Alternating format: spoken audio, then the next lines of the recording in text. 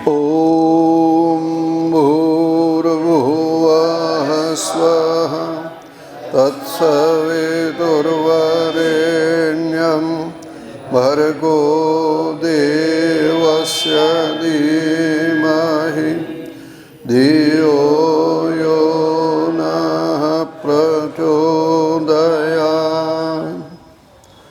श्रद्धेय स्वामी जी महाराज, विद्वज्जन एवं गुरुकुल के पवित्र ब्रह्मचारियों, सत्यार्थ प्रकाश के दूसरे समोल्लास के ऊपर पिछली बार मैंने निवेदन किया था और महर्षि दयानंद ने इस ओर संकेत दिया था कि मानव के निर्माण में माता पिता और आचार्य का योगदान होता है। माता किस प्रकार से, माता और पिता किस प्रकार से संतान को शिक्षित करे, संस्कार देवे, वह सारा का सारा वर्णन ऋषि दयानंद ने सत्यार्थ प्रकाश के दूसरे समोल्लास में जो है वो प्रस्तुत किया। जब लड़का और लड़की 5-8 वर्ष के हो जाए, उसके पश्चात घर गृहस्थी में व्यस्त रहने के कारण से माता पिता को इतना समय नहीं मिल सकता जो हर समय बच्चे का ध्यान रखें। इसलिए उसे आचार्य के पास, गुरु के पास भेजा जाता है और आचार्य के चरणों में जो है बालक और बालिकाएं, कन्या गुरुकुलों में बालिकाएं आचार्य के पास और लड़कों के गुरुकुल में जो है वो आचार्य के पास बालक या लड़के रहते हैं। और इस चीज़ को और संकेत दिया है कि उनके निर्माण में आचार्य छाया की तरह उनके साथ रहे, यानी उनके साथ उनके उठने से पहले उठना, उनके जागने से पहले जागना, पढ़ना लिखना, संध्या हवन व्यायाम आदि सारे के सारी दिनचर्या में वह अपने छात्रों का ठीक प्रकार से वो ध्यान रखे। ऐसा व्यक्तित्व हो जो माँ का ममत्व भी दे सके और पिता का संरक्षण भी कर सके।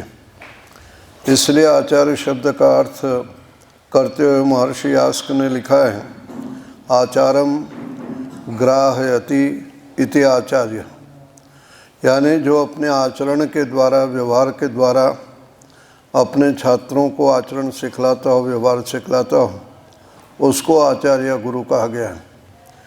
बच्चों को संध्या करनी चाहिए, ये उपदेश से नहीं, बल्कि आचार्य को संध्या करते हुए जब छात्र देखते हैं तो वो स्वयं संध्या करने के लिए उनको प्रेरणा प्राप्त होती है। हवन आचार्य करता है, इसलिए बालक हवन करने के अभ्यस्त हो जाते हैं।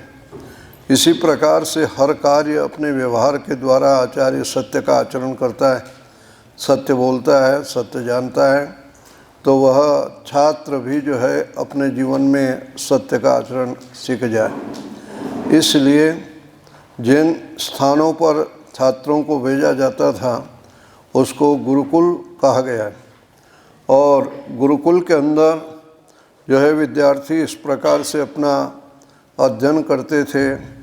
गुरुकुल के प्रवेश के समय आचार्य उसको यज्ञोपवीत पहनाता था और इसीलिए पहनाया जाता है कि यज्ञोपवीत के वो 3 सूत्र, 3 धागे, वह इस बात की ओर घोषणा कर रहा है आचार्य कि मैं आपके बेटे और बेटी के शारीरिक उन्नति, बौद्धिक उन्नति और आत्मिक उन्नति का करने का प्रयास करूँगा। यज्ञोपवीत के वो 3 सूत्र, 3 धागे उसके कंधे पर डालता हुआ सिर के ऊपर से लेता है, इसका मस्तिष्क का विकास करने का उत्तरदायित्व मैं अपने ऊपर लेता हूँ। वह हृदय के ऊपर से जो पवित्र निकलता, मैंने इसका आत्मिक विकास, मानो इसका मन पवित्र रहे, मन में अच्छी भावनाएं रहें, इसका भी मैं प्रयत्न करूँगा। और नाभि के स्पर्श तक जाता हुआ कि इसकी जठराग्नि मजबूत हो, शरीर से बलवान रहे, शारीरिक शक्ति भी इसकी मजबूत रहे, इसका प्रयास करूँगा। इसलिए व्यायाम, प्राणायाम, आसन आदि सिखाता हुआ उसके शारीरिक उन्नति का प्रयत्न गुरुकुल में किया जाता, पढ़ा लिखा करके उसका बौद्धिक विकास किया जाता है और ईश्वर की उपासना, यज्ञ, ध्यान, इन सारी चीज़ों के द्वारा उसका आत्मिक विकास, माने उसके मन की भावनाएं शुद्ध और पवित्र हो, ताकि जो है वो अपने जीवन में अपने ज्ञान का उपयोग दूसरों के हित और कल्याण में कर सकें, अपने बल का उपयोग दूसरों को सहयोग करने में कर सके, अपने धन का उपयोग वह दूसरों की सहायता में कर सकें। यह सारा का सारा शारीरिक, बौद्धिक और आत्मिक विकास के द्वारा ही होता है। इसलिए अथर्ववेद के अंदर ब्रह्मचर्य सूक्त जहाँ पर शिक्षा का वर्णन आया है, आचार्य उपनयमानो ब्रह्मचारिणम कृणुते गर्भमंतः, जिस प्रकार से गर्भस्थ शिशु का ध्यान माँ रखती है, ध्यान रखती है, उसका खाना पीना, उठना बैठना, सोचना और विचारना, सबका प्रभाव संतान के ऊपर, गर्भस्थ शिशु पर पड़ता है, इसलिए वो सावधानी रखती। उसी प्रकार से आचार्य भी जो है अपने छात्रों का वैसा ही ध्यान रखता है। इसीलिए छात्र के लिए अंतेवासी शब्द का प्रयोग आता है। अंतेवासी माने वो आचार्य के अंदर बसा हुआ है। हर समय आचार्य अपने छात्र का, अपने शिष्य का जो है कल्याण की कामना करता रहता है, सोचता रहता है, उसका विकास, उसकी उन्नति, उसका जीवन अच्छा किस प्रकार से बने, इस चीज़ को लेकर के वह सदा प्रयत्न करता रहता है, इसलिए उसको अंतेवासी कहा गया है। माता और पिता जिसके हाथों में अपने संतान को सौंपते हैं, वह आचार्य घोषणा इस बात की ओर करता है कि मम व्रते ते हृदयम ददामि मम चित्तम अनुचित्तम ते अस्तु। मैं आज इस बात की घोषणा कर रहा हूँ कि आपके बेटे और बेटी के मस्तिष्क को विकसित करने का और आपके बेटे और बेटी के मन को, हृदय को, आत्मा को विकसित करने का और शारीरिक उन्नति करने का मैं पूरा का पूरा प्रयास करूँगा। इसलिए ऋषि समोल्लास के प्रारंभ में लिखते हैं कि माता और पिता अपनी संतान को सोने और चांदी के आभूषण न पहनाएं, बल्कि विद्या के, सेवा के, नम्रता के, परोपकार आदि गुणों के आभूषणों से संतान को अलंकृत करना चाहिए। सत्यार्थ प्रकाश के समोल्लास के प्रारंभ में विद्या विलास मनसो धृतिशील शिक्षा, इस श्लोक को उद्धृत करते हुए ऋषि ने इस चीज़ को जो है याद दिलाया कि ये सारा का सारा जो है सद्गुण बालक के अंदर, बालिका के अंदर आवे, यह प्रयास आचार्य जो करता है।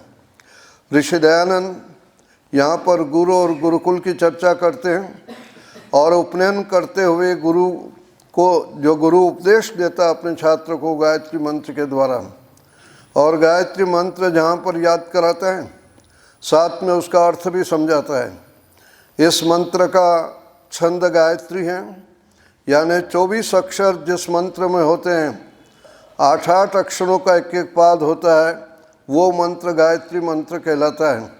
इसमें किसी देवी का, जो तथाकथित सांप्रदायिक लोग इस मंत्र से गायत्री माता की चर्चा करते हैं, वहाँ इसका कोई उल्लेख नहीं, क्योंकि यहाँ तो मंत्र में देवस्य शब्द आया है, परमात्मा का, देव का। यहाँ कोई महिला का या देवी का या स्त्रीलिंग का प्रयोग नहीं आया। साथ में इस मंत्र को गुरु मंत्र कहते हैं, क्योंकि गुरु इससे ही अध्यापन या शिक्षा प्रारंभ करता है। इस मंत्र का नाम सावित्री मंत्र भी है, और सावित्री मंत्र इसीलिए कहलाता है क्योंकि इसके अंदर सविता का, परमात्मा का वर्णन है, इसलिए इसको सावित्री मंत्र जो कहा गया है। इस मंत्र के अंदर परमेश्वर के गुणों का भूर्भुवः स्व, इन 3 महाव्याहृतियों के द्वारा अर्थ बतलाया गया। वह परमात्मा कैसा है? भू मने प्राणों का प्राण है, वह रक्षक है, परमात्मा से बड़ा कोई रक्षा करने वाला नहीं है। भुवः, वह दुखों को दूर करने वाला है। जिस प्रकार से माता और पिता संतान के दुख और कष्ट को दूर करते हैं, परमात्मा भी जो है वो जीवों के दुखों को दूर करने वाला है। और कैसा है? स्व, वह आनंद स्वरूप है, वह आनंद का भंडार है। जो उसकी उपासना करता उसको जीवन में वो सुख देता है। इस प्रकार से परमात्मा का वर्णन किया। सवितु यानी वह संसार का रचयिता है, वह जो है वरेण्यम वर्ण करने के योग्य है, स्वीकार करने के लायक। भर्गः तेज स्वरूप, साथ साथ में जो कह रहे हैं देवस्य से देव का धीमहि हम ध्यान करते हैं। महर्षि इस बात को याद दिलाते हैं, सवितु देवस्य, इस संसार के बनाने वाले देव परमात्मा का वरेण्यम भर्गः जो वर्ण करने के योग्य तेज स्वरूप है, उसके जो गुण है उसको धीमहि हम धारण करें। धीमहि का अर्थ ऋषि वहाँ दधीमहि, धरेमहि, ध्यायेम हम ध्यान करते हैं। महर्षि दयानंद के अलावा जितने भी भाष्यकार हुए हैं उन्होंने धीमहि का ध्यायेम अर्थ किया है, यानी परमात्मा के गुणों का हम ध्यान करते हैं। लेकिन ध्यान करने का प्रयोजन तब पूरा होगा कि उस भगवान के उन गुणों को धरे में हम जीवन के अंदर धारण करें। परमात्मा दुखों को दूर करने वाला है, तो हमारा प्रयास होना चाहिए इस मंत्र को जाप करने से प्रेरणा लेनी चाहिए कि जीवन में हम दूसरों को दुख देने का दुष्प्रयास न करें, बल्कि दुख दूर करने का हम प्रयत्न करते रहें। परमात्मा यदि सुख देता है तो हमारा भी प्रयास होना चाहिए कि हम दूसरों को सुख देवें। यदि सुख देवेंगे तो हमें भी सुख मिलेगा। हम दूसरों का दुख दूर करने का प्रयत्न करेंगे तो हमारे पर भी यदि कभी कष्ट आ गया तो दूसरे सहयोग करेंगे। दुख देने वाले को कभी दूसरों से सुख नहीं मिलता, दूसरों का सुख छीनने वालों को भी कभी सुख नहीं प्राप्त होता है। इसलिए प्रत्येक व्यक्ति चाहता है कि मैं दुखी न हूँ, मैं सुखी रहूँ। तो मंत्र के अंदर कहा जा रहा है कि परमात्मा जैसे दुखों को दूर करने वाला है, सुखों को देने वाला है, आप भी अपने जीवन में दूसरों को दुखों को दूर करने का, दूसरों को दुख न देने का और सुख देने का प्रयत्न करें। इसलिए भगवान के गुणों का हम धीमहि मने ध्यान कर रहे हैं और साथ साथ में हम इन गुणों को धारण भी कर रहे हैं। और उससे क्या मांगे? तो मांगने के लिए कह दिया कि परमात्मा ने सब कुछ दिया हुआ है। उससे ये नहीं मांगना है कि कपड़े धो दो, खाना पका दो, पुस्तक ला के दे दो या दुश्मन को मार दो। नहीं, उससे यदि कोई मांगा गया है तो सद्बुद्धि मांगी गई, अच्छी बुद्धि। धियो यो न प्रचोदयात्, हे भगवान हमें अच्छी बुद्धि प्राप्त हो। बुद्धि हमारी ठीक रहेगी तो हम अपने काम को, बिगड़े काम को भी बना लेंगे। और बुद्धि यदि हमारी बिगड़ गई, बुद्धि से हम हो गए तो बनते काम को भी व्यक्ति जो बिगाड़ सकता है। इसलिए परमात्मा से मांगने की कोई चीज़ है तो हम सद्बुद्धि की याचना करें, हमारा मन अच्छा रहे, हमारे मन में किसी के प्रति दुर्भाव न आने पावे। इसीलिए तन्मे मनः शिव संकल्प मस्तु या धियो यो न प्रचोदयात् या याम मेधाम देवगण आदि मंत्रों में परमेश्वर से बुद्धि की प्रार्थना की गई, सद्बुद्धि की प्रार्थना। साथ साथ में हमारा मन शुद्ध रहे। यहाँ जो है गायत्री मंत्र का उपदेश आचार्य देता है और साथ में जो है वो इस उपदेश को देता हुआ जीवन हमारा ठीक रही है जो संकेत देता है। महर्षि दयानंद ने गुरुकुलों की चर्चा करते हुए इस बात को भी लिखा है कि गुरुकुल शहर से दूर होना चाहिए ताकि विद्या का स्थान एकांत और शांत स्थान पर हो। लड़के और लड़कियों के गुरुकुल में भी दूरी होनी चाहिए। साथ में लड़कियों के गुरुकुल में पढ़ाने वाले कर्मचारी सब महिलाएं हों और लड़कों के गुरुकुल में पढ़ाने वाले अध्यापक एवं अन्य कर्मचारी सारे के सारे पुरुष रहें। महर्षि दयानंद इस चीज़ को भी याद दिलाते हैं कि लड़कों की पाठशाला में 5 वर्ष की लड़की और लड़कियों की पाठशाला में 5 वर्ष का लड़का भी प्रवेश न करे। ब्रह्मचर्य उनके जीवन काल का समय है, इसलिए इतनी सतर्कता सावधानी रखनी चाहिए। ऋषि ने एक चीज़ और याद दिलाई कि गुरुकुल के अंदर जो है जिस प्रकार से परिवार में सब जो है बच्चों के साथ माता पिता समान व्यवहार करता है, ठीक इसी प्रकार से गुरु के लिए गुरुकुल के ब्रह्मचारियों के साथ कैसा व्यवहार हो। ऋषि लिखते हैं, चाहे राजा का राजकुमार हो, चाहे दरिद्र के संतान हो, सबको एक जैसा अन्न वस्त्र भोजन आसन आदि मिलना चाहिए। यानी किसी भी छात्र छात्रा के साथ किसी भी प्रकार का भेदभाव नहीं होना चाहिए। बच्चों के मन में यह नहीं आना चाहिए कि मैं गरीब का लड़का हूँ या मैं पैसे वाले का हूँ, मैं किसी राजनेता का हूँ, एक सामान्य कर्मचारी का नहीं है। गुरु के लिए तो सभी विद्यार्थी समान है। यह समानता का व्यवहार जो है गुरु जो है सब छात्रों के साथ, ब्रह्मचारियों के साथ वह करें। महर्षि दयानंद ने साथ में इस चीज़ को कहा कि प्रत्येक विद्यार्थी के लिए संध्या और हवन अनिवार्य होना चाहिए। पढ़ने और लिखने में तो यह है कि 7 दिन में 1 दिन अवकाश रहेगा, अनध्याय रहेगा, लेकिन ऋषि इस बात को कहते हैं कि संध्या में और हवन के अंदर माने ब्रह्म यज्ञ और देव यज्ञ में कोई भी अनध्याय नहीं होता, माने अवकाश नहीं होगा। यदि आज विद्यालय का अवकाश है, रविवार है, छुट्टी है, तो आज ऐसा नहीं होगा कि संध्या भी नहीं होगी, हवन नहीं होगा। महर्षि दयानंद याद दिलाते हैं कि जब तक जीवन है तब तक व्यक्ति का श्वास और प्रश्वास चलता है। उसी प्रकार से जब तक जीवन हमें ईश्वर की उपासना करनी चाहिए, यज्ञ करना चाहिए। यज्ञ करने से पुण्य हो न हो, लेकिन न करने से पाप जरूर लगता है। तो इस प्रकार से संध्या और हवन हमारे लिए यानी ब्रह्म यज्ञ और देव यज्ञ जो है गुरुकुल में और ब्रह्मचारियों के लिए आवश्यक और अनिवार्य जो बतलाया। महर्षि दयानंद तो यहाँ तक लिखते हैं कि 1 घंटा जो है परमात्मा के गुणों का ध्यान करें, परमात्मा का ध्यान करें। यह इसी अध्याय के अंदर, इसी प्रसंग के अंदर लिखा है। हवन से क्या लाभ होता है, किस प्रकार से जलवायु की शुद्धि होती है, ये भी सारी की सारी चर्चा जो है ऋषि दयानंद ने यहाँ पर लिखी है।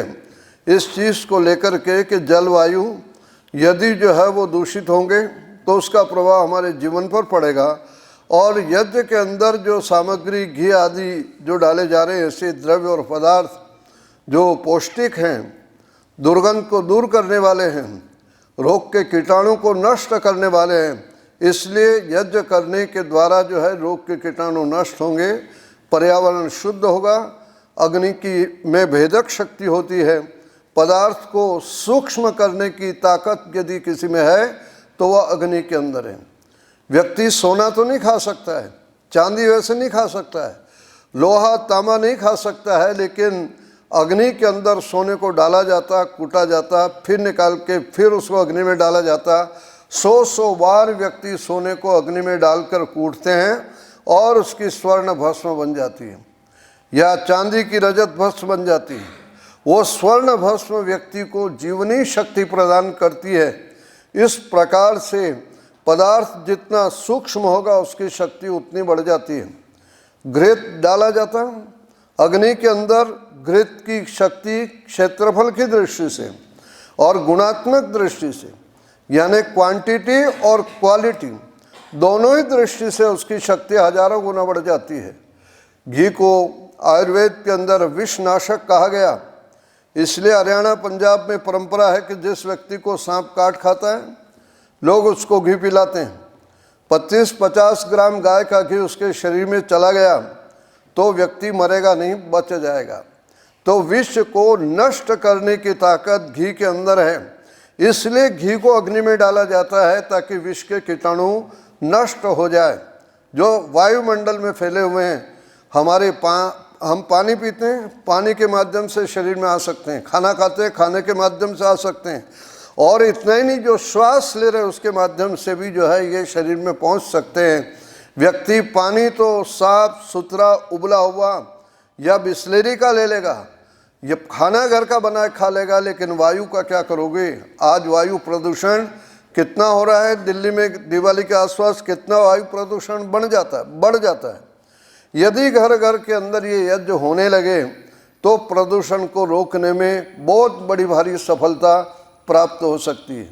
जो रोग के कीटाणु हैं, बैक्टीरिया हैं, वो कितने छोटे होते हैं, सूक्ष्म होते हैं, उनको नापा तोला नहीं जाता, दिखते नहीं है वो।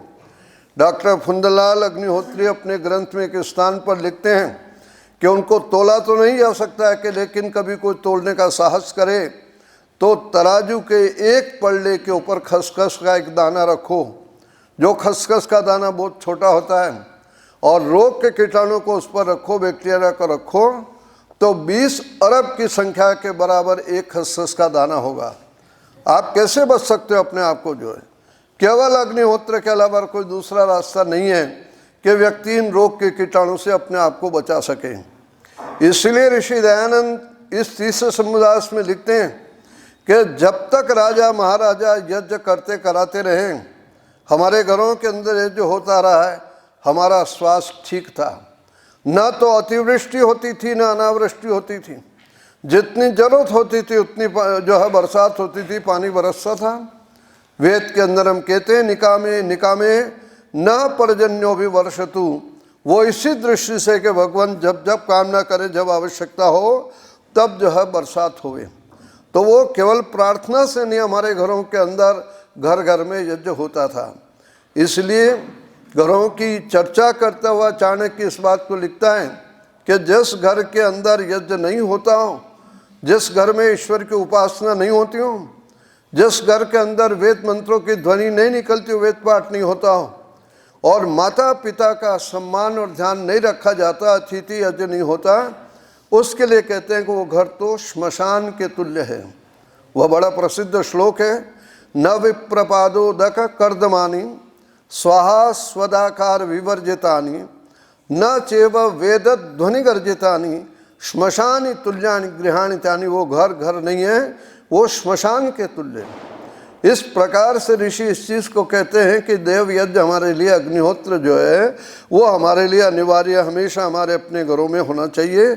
ईश्वर की उपासना व्यक्ति को जो है वो नियमित रूप से, ब्रह्मचारी को भी, गृहस्थ को भी, वानप्रस्थ को भी, सन्यासी को भी जो है ईश्वर की उपासना करनी है।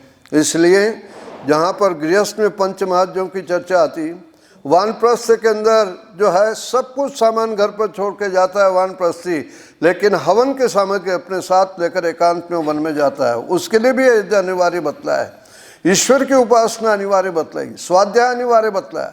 सन्यासी के लिए भी जो है संध्या, उपासना, स्वाध्याय अनिवार्य और आवश्यक बतलाया। इसलिए कहा गया संन्यसेत सर्वकर्माणि वेदम एकम न संन्यसेत, यानी वेद को, परमात्मा को और जो है वैदिक ज्ञान को नहीं छोड़ना चाहिए। वेदों का स्वाध्याय और ईश्वर की उपासना साधु को भी, महात्मा को भी, सन्यासी को भी करनी चाहिए।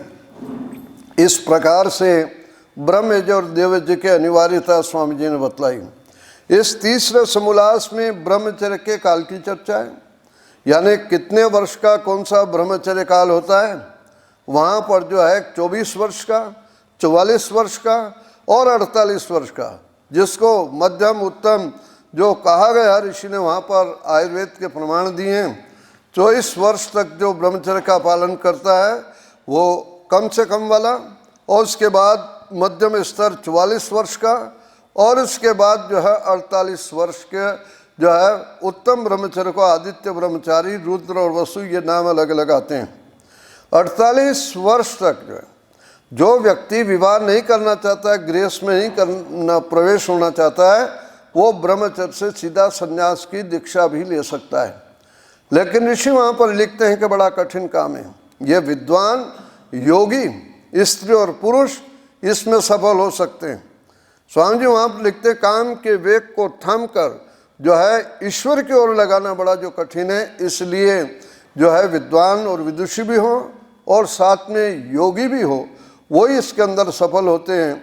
तो इस प्रकार से 24, 44 और 48 वर्ष का समय जो है वो ब्रह्मचर्य काल का जो है वहाँ ऋषि ने इस बात को लिखा है। आगे इस चीज़ को और संकेत देते हैं, धर्म क्या है और अधर्म क्या है। धर्म की परिभाषा भी वहाँ पर जो सत्यार्थ प्रकाश में इस तीसरे समोल्लास में दी, और धर्म की चर्चा करते हुए उसकी महत्ता बतलाई गई। जो ऋषि और मुनियों ने लिखा, धर्मे वह तो हंति धर्मो रक्षति रक्षित तस्मात् धर्मो न हंतव्यो मानो धर्मो हतो वधित। ऋषि इस बात को याद दिला रहे, मरा हुआ धर्म इंसान को मार डालता है, और रक्षा क्या हुआ धर्म मनुष्य की रक्षा करता है। यानी धर्म रहेगा तो हम रहेंगे, धर्म नहीं रहेगा तो हम नहीं रहेंगे। इसलिए कहता तस्मात् धर्मो न हंतव्य, इसलिए धर्म को समाप्त नहीं करना चाहिए। क्यों? तो कहते कि मानो हत धर्म वदित, हत धर्म माँ न वदित, माने मरा हुआ धर्म कहीं हमको मार न डाले। अब धर्म क्या है, वो इसलिए उसको साथ साथ उन्होंने इस चीज़ को जो बतलाया, धर्म कोई दाढ़ी रखना, चोटी रखना, धोती पहनना या पेंट पहनना या गले में और कुछ लगाना, टेढ़ा और मेढ़ा तिलक लगा देना, आड़ा लगाओ या सीधा लगाओ, ये धर्म नहीं। इसीलिए शास्त्रों में कहा लिंग न लिंगम धर्म कारणम, धर्म का कोई बाह्य चिन्ह नहीं होता, धर्म का संबंध हमारे आचरण के साथ में जुड़ा हुआ है। इसलिए मनु का वह श्लोक दिया, श्रुति स्मृति सदाचार स्वस्य च क्रियमात्मना एतत् चतुर्विधम प्राहु साक्षात धर्म से लक्षणम, यानी ये धर्म के साक्षात लक्षण है। कौन कौन सा?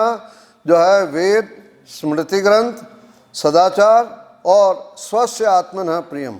यदि पीछे से चलेंगे तो वो व्यवहार धर्म कहलाएगा। जो व्यवहार हम दूसरों से अपने लिए चाहते हैं वैसा व्यवहार हम दूसरों के साथ करें, ये धर्म का एक मोटा लक्षण दिया। यानी हम चाहते हैं कि मेरे साथ व्यक्ति सत्य का व्यवहार करे, मेरे साथ कोई झूठ न बोले। मैं चाहता हूँ कि मेरे पदार्थ की कोई व्यक्ति चोरी न करे या मुझे कोई कष्ट न दे, तकलीफ न दे। तो ऋषि इस चीज़ को याद दिलाते हैं कि यदि आप चाहते हो कि आपके साथ कोई झूठ न बोले तो आप भी दूसरों के साथ झूठ न बोलो। आप चाहते हो कि आपकी वस्तु को कोई बिना पूछे न उठावे तो आपको भी बिना पूछे किसी की दूसरे की वस्तु नहीं लेनी चाहिए, माने चोरी न करना धर्म का लक्षण है। सत्य बोलना धर्म का लक्षण है। सत्य मतलब आचरण व्यवहार में आना चाहिए, इस चीज़ को वहाँ संकेत दिया है। तो इस प्रकार से किसी को कष्ट और हिंसा नहीं करनी चाहिए, हिंसा का पालन करना ये धर्म के लक्षण हैं। तो इस प्रकार से जो हम दूसरों से अपने लिए चाहते हैं वैसा व्यवहार हम दूसरों के साथ करें। यही बात महाभारत में भी कही गई है। वहाँ इस चीज़ को कहा गया है कि आत्मनः प्रतिकूलानि परेशान न समाचरेत, अपने आत्मा के प्रतिकूल जो व्यवहार होता है, माने जो हम नहीं चाहते और कोई हमारे साथ करता है, ऐसा व्यवहार हमें दूसरों के साथ नहीं करना चाहिए, यह धर्म का लक्षण वहाँ दिया है। इसलिए कहा श्रूयताम धर्म सर्वस्वम, धर्म का सार सुनो, श्रुत्वा चैव अवधार्यताम, और सुन करके उसको जीवन में व्यवहार में धारण करो। और कैसे धारण करो वहीं दे दिया उसने बाद में, आत्मना प्रतिकूलानि परेशान न समाचरेत, अपने को जो है जैसा चाहिए वैसा करे, अपने को जो व्यवहार दूसरों से नहीं चाहिए वैसा व्यवहार हम दूसरों के साथ न करें। तो स्वस्य आत्मना प्रियम, और साथ में सदाचार दिया। सदाचार की शिक्षा कहाँ मिलेगी? स्मृति ग्रंथों के अंदर मिलेगी। और स्मृति ग्रंथ कौन से हैं? वो ऋषियों के ग्रंथ हैं। और ऋषि कौन होते हैं?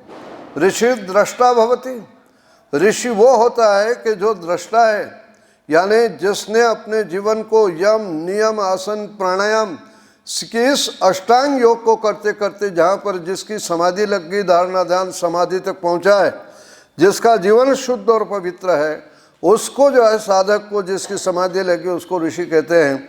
और ऋषि जो बात कह रहा है वो सत्य कहेगा, क्योंकि वहाँ तमोगुण और रजोगुण से प्रभावित वो नहीं रहता है। इसलिए योग दर्शन के अंदर जो बातें कही गई है, इसको मोटे रूप से मैं निवेदन करूँ तो चोर कभी ऋषि हो नहीं सकता, और जो ऋषि है वो कभी चोर हो नहीं सकता है। इसी प्रकार से जो है ऋषि कभी झूठ नहीं बोलता है, और झूठ बोलने वाला ऋषि माने साक्षात दृष्टा नहीं हो सकता। तो ऋषियों के जो ग्रंथ हैं, जिनको हम स्मृति ग्रंथ कहते हैं, उन ग्रंथों में जो विधि और निषेध, यानी जो काम करना चाहिए और कौन सा काम नहीं करना चाहिए, ये उपदेश जहाँ पर दिया है उसको हमें सुनना, उसको ग्रहण करना चाहिए। धर्म के बारे में भी उन्हीं के ग्रंथों में, ऋषियों के ग्रंथों में, स्मृति ग्रंथों में उपदेश मिलेगा। उसके साथ साथ मनु एक चीज़ और कह देता है, ऋषि भले आत्म साक्षात्कार कर लिया हो, लेकिन वह भी तो अल्पज्ञ है, जीव है। हो सकता है कि उसको किसी चीज़ की पूर्ण रूप से जानकारी न हो, क्योंकि अल्पज्ञता उसका गुण है। तब वहाँ पर जो और उसको जो मजबूत करते हुए कह दिया कि वेद या श्रुति माने परमात्मा का दिया हुआ जो ज्ञान है, उस ज्ञान के अंदर जो विधि और निषेध है, जो बात करने की और न करने की जो बतलाई गई है, जो वेदों में लिखी है, उसका पालन करना, उसका आचरण करना धर्म कहलाता है। तो इस प्रकार से व्यक्ति जो है वो धर्म का आचरण करे, धर्म उसके जीवन का अनिवार्य होना चाहिए। साथ में बहुत सारे लक्षण और भी दिए, और एक चीज़ और याद दिला दी कि कुछ लोग धर्म का आचरण नहीं कर पाते। कौन नहीं कर पाते?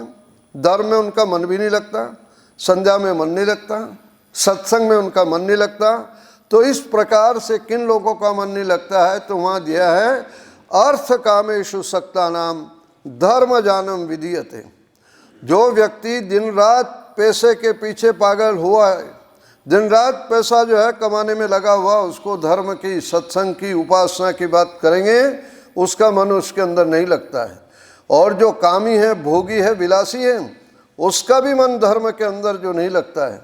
तो इस प्रकार से धर्म की चर्चा करते हुए ऋषि दयानंद ने इस बात को याद दिलाया कि धर्म का आचरण जीवन के लिए सुखद है। हमें जीवन में धर्म का पालन करना चाहिए। और धर्म के बारे में ऋषि ने बड़ा विस्तार से इस समोल्लास के अंदर जो है बहुत सारे श्लोक दिए हैं। मनु के प्रमाणों को उद्धृत करते इस बात को बतलाया। साथ साथ में जहाँ पर धर्म की चर्चा की, वहाँ पर जो है ऋषि इस चीज़ को कहते हैं कि जो है आप धर्म का आचरण तो करोगे, धर्म का पालन करोगे, और धर्म का पालन करते हुए जहाँ ब्राह्मण, क्षत्रिय, वैश्य और शूद्रों की चर्चा आई है, ब्राह्मण के लिए वेद आदि शास्त्रों का पढ़ना और पढ़ाना आवश्यक और अनिवार्य बतलाया। उसके साथ में एक चीज़ और कही ऋषि ने यहाँ पर लिखे कि ब्राह्मण अपना कल्याण चाहे तो, यानी ब्राह्मण भी अपना कल्याण चाहे तो क्षत्रिय, वैश्य आदि वर्णों को पढ़ाता रहे। यानी ये तीन वर्ण यदि पढ़े लिखे रहेंगे तो ब्राह्मण में आलस्य और प्रमाद नहीं आएगा, और वो स्वयं उनके कारण से पढ़ता रहेगा। उसको रहेगा है कि यदि मैं नहीं पढ़ूंगा और क्षत्रिय ने पूछ लिया, वैश्य ने पूछ लिया, तो मैं क्या जवाब दूंगा। तो इसलिए यदि वो अपना कल्याण चाहते इनको भी पढ़ाता रहे। श्रोता यदि जागरूक होगा, सावधान होगा, स्वाध्यायशील होगा, तो बोलने वाला वक्ता भी सावधानी से बोलेगा। इसलिए वक्ता के लिए आवश्यक है कि यदि आप अपना कल्याण चाहते हो कि आप वेद आदि शास्त्रों का स्वाध्याय करते रहो, तो आप जो है अपने श्रोताओं को भी जो है वो सुनाते रहो, श्रोताओं का भी स्वाध्याय की प्रेरणा दो, जिसके के द्वारा यदि श्रोता सजग रहेगा तो वक्ता भी ठीक प्रकार से बोलेगा। और श्रोता में यदि स्वाध्याय नहीं है, जन सामान्य यदि स्वाध्याय नहीं करता, वेद आदि शास्त्रों का पढ़ा हुआ नहीं है, तो बोलने वाला यहाँ से कुछ भी बोल जाएगा, पता नहीं लगेगा कि इसने सही बोला या गलत बोला है। इसलिए विद्वानों के लिए आवश्यक हो गया है कि वो अपने श्रोताओं को, अपने पास जो भी आ रहे हैं, उनको इतना अध्ययन करावे, इतने सिद्धांतों की जानकारी दें, जिसके के द्वारा जो है वक्ता कुछ का कुछ न बोले। इस मंत्र से वेदों की चर्चा होती रहे। इसलिए आर्य समाज में 50 साल पहले मंच को वेदी कहा जाता था, और वेदी इसीलिए कहा जाता था कि यहाँ पर वेद की चर्चा होती, कहानी और किस्से यहाँ से सुनाए नहीं जाते। इसलिए वेद के विरुद्ध यदि कोई बोलता है और सजग श्रोता रहेगा और सजग सुनने वाला रहेगा, सावधान रहेगा, तो उस यदि कुछ उसने असत्य बोला, मिथ्या बोला, वो उसको रोक लेगा। इसलिए ब्राह्मण के लिए भी अनिवार्य बतला है कि इन वर्णों को आप पढ़ाते रहो, जिसके के द्वारा जो है आप जीवन के अंदर जो है सही मार्ग पर जो हो चलते रहो। इस प्रकार से ऋषि दयानंद ने जो है पठन पाठन का महत्व बतलाया, और आगे इस चीज़ को कहा कि आर्ष ग्रंथ और अनार्ष ग्रंथ क्या है। पठन पाठन की विधि भी स्वामी जी ने लिखी, जिसे हम आर्ष पाठ विधि कहते हैं। यानी पहले वर्णोच्चारण शिक्षा हो, फिर व्याकरण हो, निरुक्त हो, ये सारा का सारा कर्म स्वामी जी ने इस समोल्लास के अंदर प्रस्तुत किया है। और इसी दृष्टि से वो लिखते हैं कि आर्ष ग्रंथों का पढ़ना इसका क्या महत्व है। वो लिखते हैं आर्ष ग्रंथों का पढ़ना समुद्र में गोता लगाना और बहुमूल्य रत्नों को प्राप्त करना है। जैसे व्यक्ति समुद्र में डुबकी मारता है और बहुत सारी चीज़ों को लेके आ जाता है, वैसे ऋषियों के ग्रंथों के पढ़ेंगे तो निश्चित रूप से बहुत सारा ज्ञान जो है उसमें प्राप्त होगा, क्योंकि ऋषियों के भाषा सरल और भाव गंभीर हैं। ऋषि इस बात को चाहते हैं कि भाई जल्दी से जल्दी जो है मेरे अध्येता को, पढ़ने वाले, मेरे शास्त्र के पढ़ने वाले को वो बात आसानी से समझ में आ जाए। वो अपना पांडित्य नहीं प्रदर्शन कर रहे हैं, वह जो है पढ़ने वाले के हित को ध्यान में रख करके कठिन से कठिन विषय को सरल से सरल शब्दों के अंदर जो प्रस्तुत करते हैं, उनके अंदर हित की भावना होती है। इसलिए जितने भी आर्ष ग्रंथ ऋषियों के बनाए हुए हैं, उन सारे ग्रंथों के अंदर जो है भाषा सरल है और भाव उसके अपने जो है गंभीर रहते हैं। लेकिन स्वामी जी लिखते हैं अनार्ष ग्रंथों के बारे में, क्षुद्राशय व्यक्तियों के ग्रंथ, माने जिनकी हल्की सोच है, जो ये चाहते हैं कि सामने वाले के समझ में आवे चाहे ना आवे, लोग मेरे को पंडित कहें, विद्वान कहें, यानी मेरा पांडित्य बना हुआ रहे, ये स्वार्थ की भावना जब लोगों के अंदर आ जाती है तो वो फिर क्या करते हैं कि सरल विषय को भी कठिन से कठिन करके जो लोगों के सामने प्रस्तुत करते हैं और ऐसा प्रस्तुत करते हैं कि उनके समझ में कुछ भी आ नहीं पाता है। उदाहरण के तौर पर मैं निवेदन करूं, आप संस्कृत पढ़ रहे हो, ध्यान सुनना, वहाँ पर एक सामान्य वाक्य देवदत्त भोजन पकाता है, इसकी संस्कृत जो है देवदत्त भोजनम पचति, ये सामान्य रूप से इसका अनुवाद होता है। लेकिन जो अनाश परंपरा का व्यक्ति हो इस संस्कृत को कितना कठिन बना देता है। वहाँ इस चीज़ को लिखता है इसका अनुवाद करते हुए, देवदत्ता अभिन्न कर्तिक, देवदत्ता अभिन्न कर्तिक विक्लत्यनुकूलो पाकानुकूलो वर्तमान कालिको व्यापार है। आए समझ में किसी के? तो ऐसी जो कठिन भाषा है नव्य ग्रंथों की, जिनको ऋषि ने जो है अनार्ष कहा है, एक समय ऐसा रहा है कि सब अपनी अपनी पंडिताई को, अपनी विद्वत्ता को लगाने में या बताने में, प्रभाव डालने के अंदर जो ऐसी अवच्छिन्न अवच्छेदक वाली कठिन भाषा का प्रयोग करने लगे।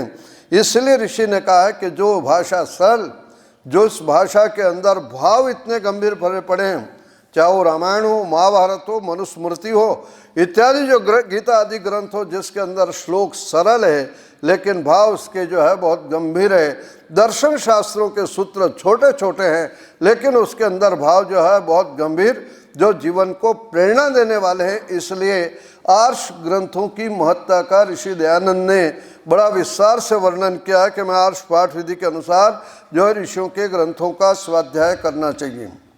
महर्षि दयानंद ने वहाँ पर बहुत बड़ी सूची दी है, कौन कौन से ग्रंथ पढ़ने चाहिए और कौन कौन से त्याज्य ग्रंथ है, माने किन ग्रंथों को हमें पढ़ना नहीं चाहिए, जिन ग्रंथों में पाखंड हो, जिन ग्रंथों में अंधविश्वास हो, जिन ग्रंथों के अंदर भोग विलास की चर्चा की गई हो, सदाचार की चर्चा न हो, और वहाँ पर जो है वेद विरुद्ध बहुत सारी बातें, जैसे परमात्मा निराकार है, परमात्मा जो है सर्वशक्तिमान है, वहाँ पर परमात्मा का अवतार घोषित कर दिया।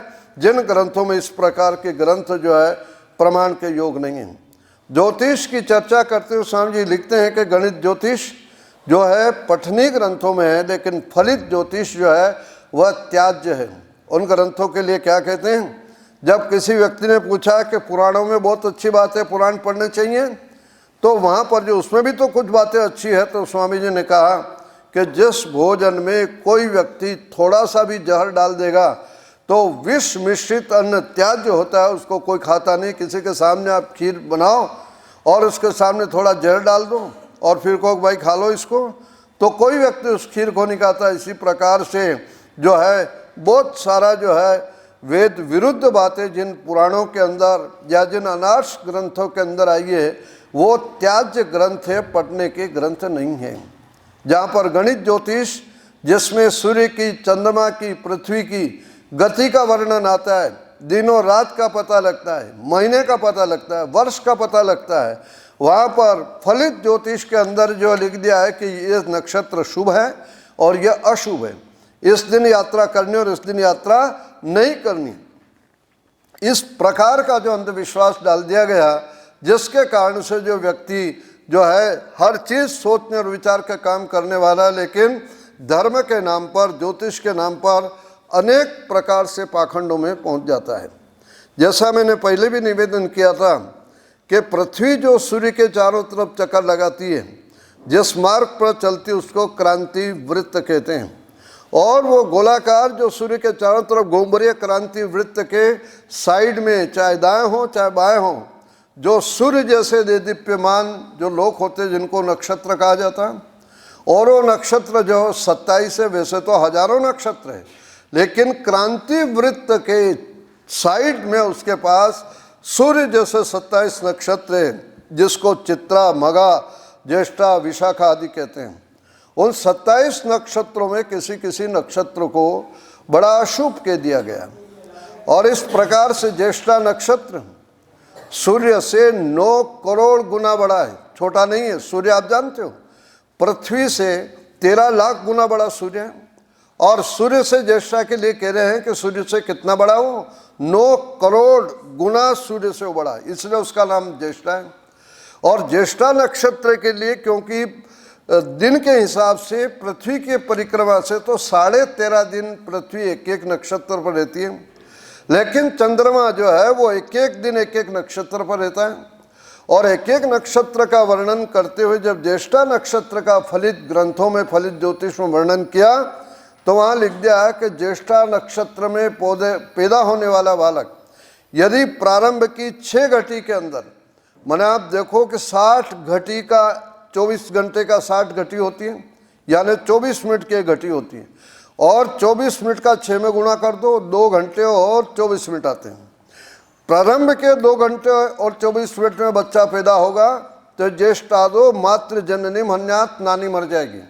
उसके बाद 2 घंटे और 24 मिनट में होगा तो नाना मरेगा, उसके बाद मामा मरेगा, उसके बाद मौसी मरेगी, उसके बाद चाचा, ताऊ, ऐसे 10 व्यक्तियों को मारने को, और अंत में वो भी मर जाएगा।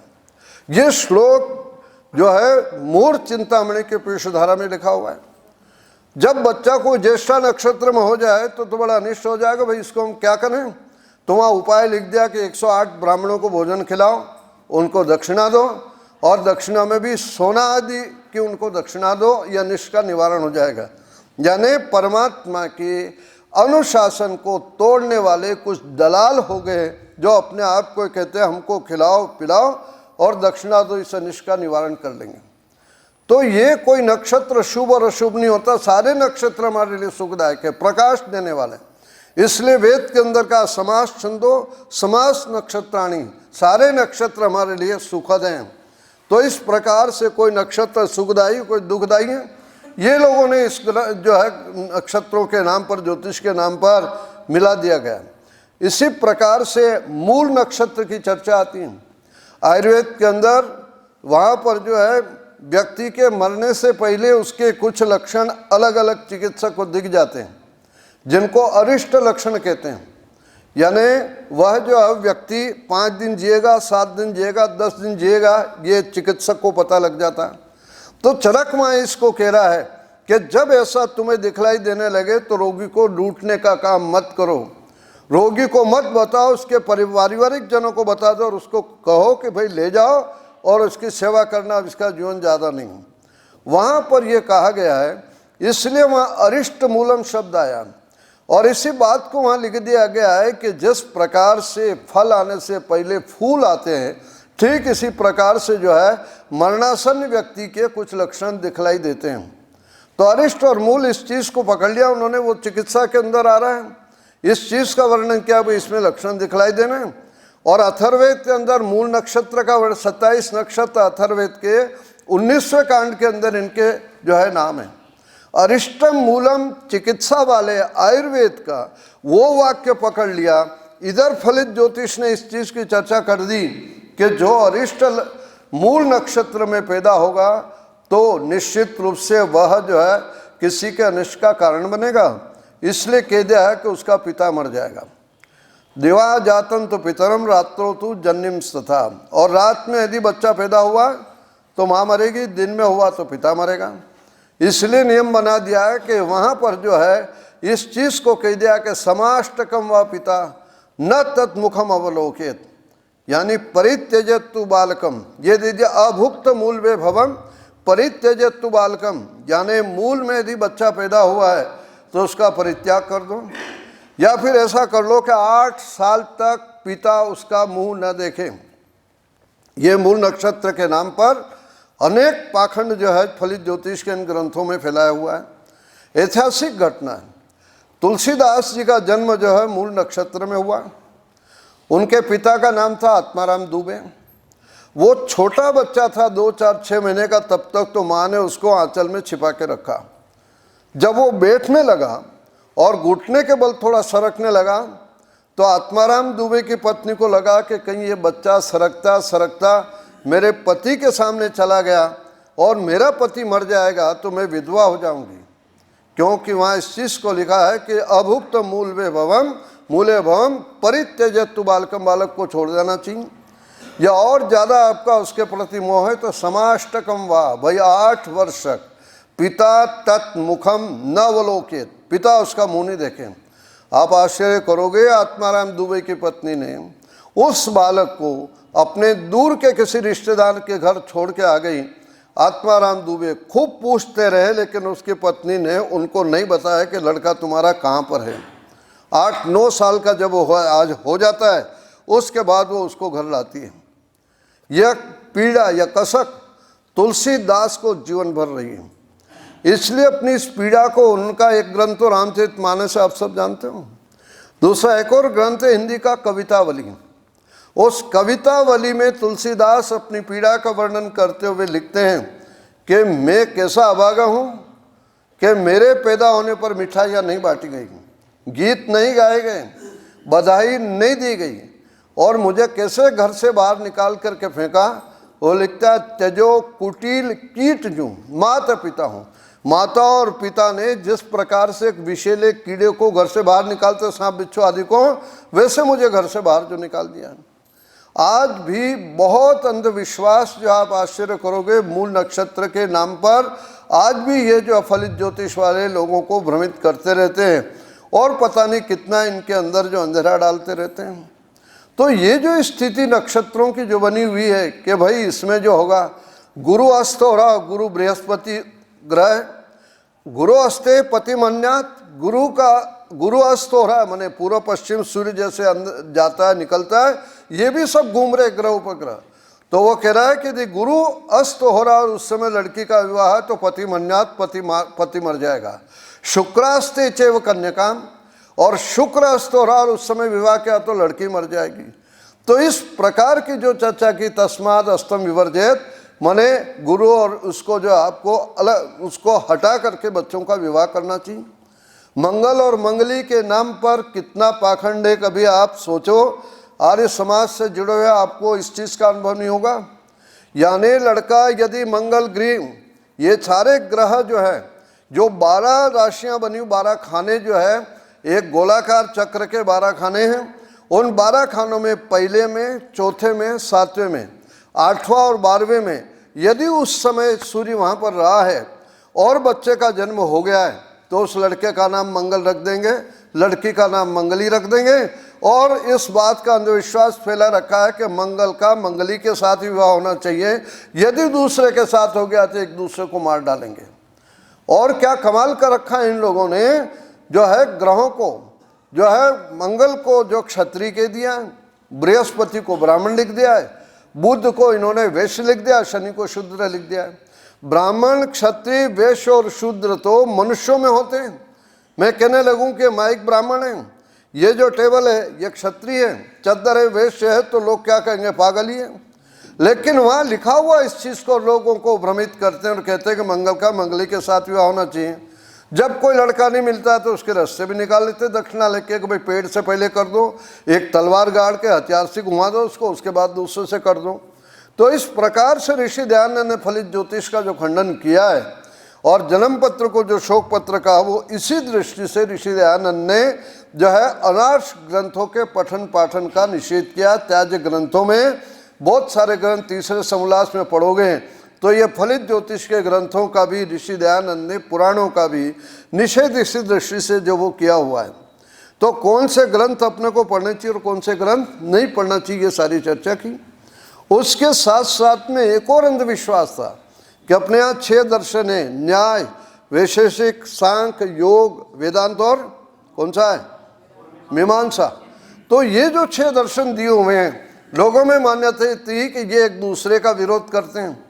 महर्षि दयानंद ने इस बात को भी स्पष्ट किया है कि एक दूसरे का विरोध नहीं करते हैं। न्याय दर्शन में प्रमाणों की चर्चा है, वैशेषिक में प्रमेय की चर्चा करती, सांख्य योग में प्रकृति और पुरुष की चर्चा, जड़ चेतन की, योग के अंदर परमात्मा को कैसे प्राप्त करे ये वर्णन है। ब्रह्म का वर्णन वेदांत में है, यज्ञ और कर्मकांड का वर्णन मीमांसा में। हर एक ने अपने अपने ढंग से एक एक विषय का वर्णन किया है। ये एक दूसरे के विरोधी नहीं, एक दूसरे के सहयोगी हैं। तो ये भी ऋषि दयानंद ने एक बहुत बड़ा उपकार किया, जो इसके अंदर इस दर्शन के, इस समोल्लास के अंदर बताया कि इनमें कोई विरोध नहीं है।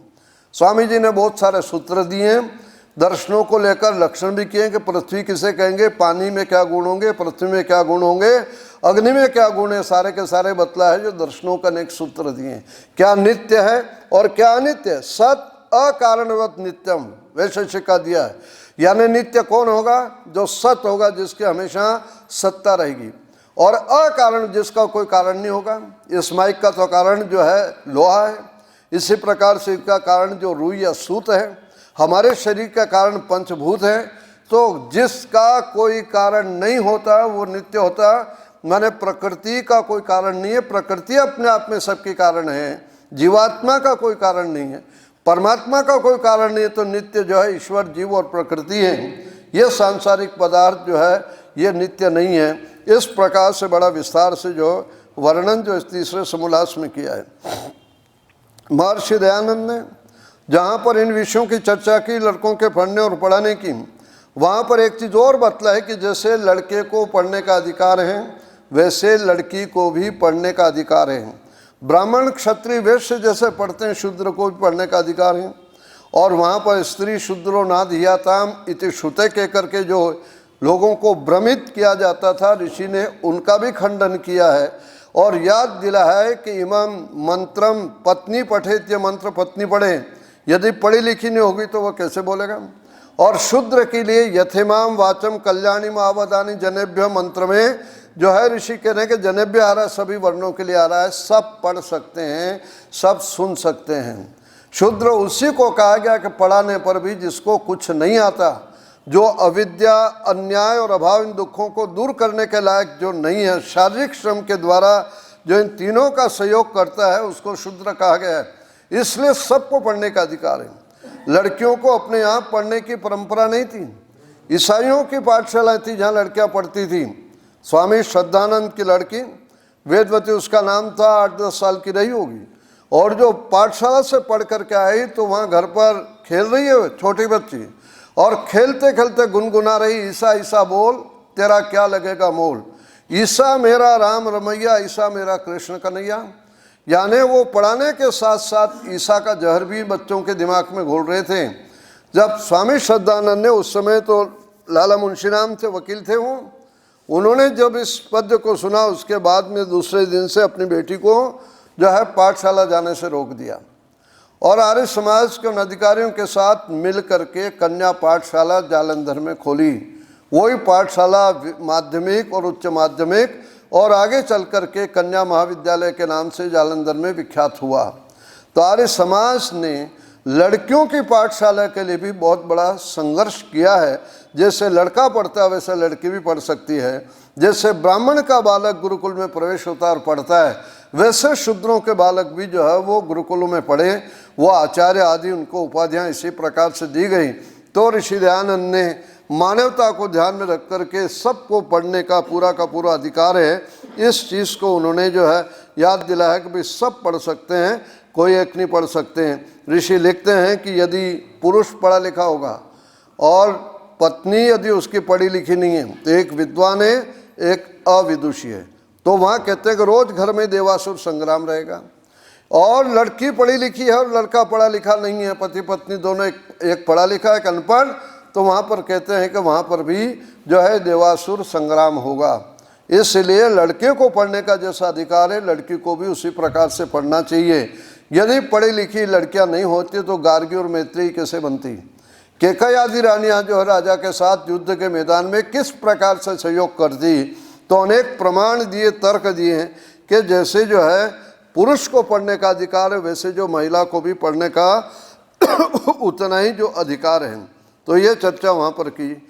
माता पिता को याद दिलाया इस चीज़ को लेकर के कि वही धन्यवादार्थ हैं, धन्यवाद के देने लायक हैं और कृत्य प्रशंसा के योग्य हैं, जो कहते हैं कि अपनी संतान को उत्तम शिक्षा और ब्रह्मचर्य की यानी सदाचार की और सदाचार की शिक्षा दे करके शरीर और आत्मा दोनों को जो है वो बल बढ़ाते हैं, दोनों को ठीक करते हैं। क्योंकि दो चीज़ें बड़ी महत्वपूर्ण है, शरीर से भी हमें ठीक रहना है और आत्मा से भी ठीक रहना है। आत्मा से ठीक रहने का मतलब है कि शरीर से, दिमाग से हम बलवान हों और जो है उसका उपयोग हम जो है गलत चीज़ों में करें, दूसरों को तकलीफ में करें, तो वो कहता है कि वो ठीक नहीं है। इसलिए ऋषि दयानंद कह रहे हैं जो माता पिता अपने संतान का जो है वो शारीरिक बल भी बढ़ाते हैं, आत्मिक बल भी बढ़ाते हैं, वो वस्तुतः धन्यवाद के पात्र हैं। महर्षि दयानंद ने विद्या की महत्ता का वर्णन करते हुए लिखा कि जहाँ पर भी विद्या दी जा रही है, गुरुकुल हैं, विद्यालय हैं, या इस प्रकार के जहाँ पर संस्थाएं शिक्षा का, विद्या का प्रचार देने में लगी हुई है, उनको पर्याप्त सहयोग करना चाहिए, उनको दान देना चाहिए, क्योंकि दान देंगे तो उनकी शिक्षा में हम सहयोग करेंगे। आचार्य को यदि आर्थिक दृष्टि से निश्चिंत कर देंगे दान दे करके, तो वो पूरा समय हमारे संतानों को पढ़ने और लिखने में लगाएगा, हमारी संतान ठीक बनेगी। इसलिए वहाँ दान के बारे में क्या लिखते हैं ऋषि, सर्वेशाम एव दानानाम ब्रह्म दानम विशिष्यते, मनु का प्रमाण देते सारे दानों में विद्या का दान सबसे श्रेष्ठ है। जो विद्या का दान दे रहे हैं और विद्या का दान देने वालों को जो सहयोग कर रहे हैं, वो सबसे जो है श्रेष्ठ दान दे रहे हैं। तो हमें अपनी संस्थाओं को भी ठीक प्रकार से जो है आर्थिक दृष्टि से निश्चिंत करना चाहिए। ये भी एक संकेत यहाँ पर जो ऋषि ने इस बात को दिया है। और उसी प्रकार से इस समोल्लास में कौन सा ग्रंथ पढ़ने वाला है, कौन सा नहीं है, वहाँ 5 प्रकार की परीक्षाओं की चर्चा ऋषि ने इस समोल्लास में की है। यानी जो ईश्वर के गुण कर्म स्वभाव हैं, वेदों के अंदर जो लिखा है उसके अनुकूल जो बात है, वो ग्रंथों को अपने को जो है वो माननी चाहिए। सृष्टि क्रम के विरुद्ध जहाँ पर कोई चीज़ न हो, सृष्टि क्रम का विरुद्ध ये कोई कहने लगे कि बिना बादल के बरसात हो गई, बिना माँ बाप के बच्चा पैदा हो गया, ये सृष्टि क्रम के विरुद्ध है, ये माननीय नहीं है, मान्य नहीं है।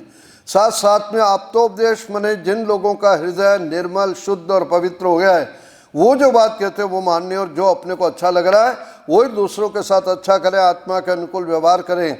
और उसके बाद 5वां जो दिया वहाँ पर लक्षण, वो अष्टविध प्रमाणों की चर्चा की। सत्यार्थ प्रकाश के अंदर प्रमाण यानी जो है प्रत्यक्ष, अनुमान, उपमान, शब्द, एतीय, अर्थापत्ति, संभव और अभाव, इन 8 प्रमाणों की चर्चा भी इस समोल्लास में ऋषि ने की। समय नहीं है कि मैं उस पर विस्तार से जाऊं, आप उसको जो देखें जो है उसका स्वाध्याय करें। तो इस प्रकार से इन सारी चीज़ों की जो है वो चर्चा करने के पश्चात देश के लिए इस बात को लिखते हैं कि वह देश सौभाग्यवान है, वह उस देश भाग्यशाली है जिस देश के अंदर कह रहे हैं कि वेद विद्या का प्रचार हो रहा हो, वैदिक धर्म का प्रचार हो रहा हो, ब्रह्मचर्य की शिक्षा जिस देश में बालक और बालिकाओं को दी जा रही हो, वह देश वस्तुतः सौभाग्यवान है।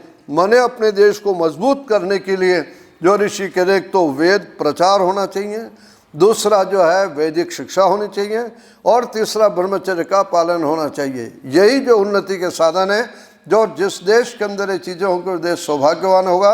और वो माता पिता जो अपनी संतानों को इस प्रकार से योग्य कर रहे हैं, वो धन्यवाद के पात्र हैं। तो इस प्रकार से इस समोल्लास के अंदर शिक्षा को लेकर के बड़ा विस्तार से महर्षि दयानंद ने जो दिया है। ब्रह्मचारियों को इस समोल्लास का स्वाध्याय अवश्य करना चाहिए, ताकि जो है शिक्षा के बारे में हम ऋषि दयानंद का दृष्टिकोण समझ सकें। आपने बड़े धैर्य और शांति से मेरी बात को सुना, उसके लिए आप सबको बहुत बहुत धन्यवाद। ओम शांति।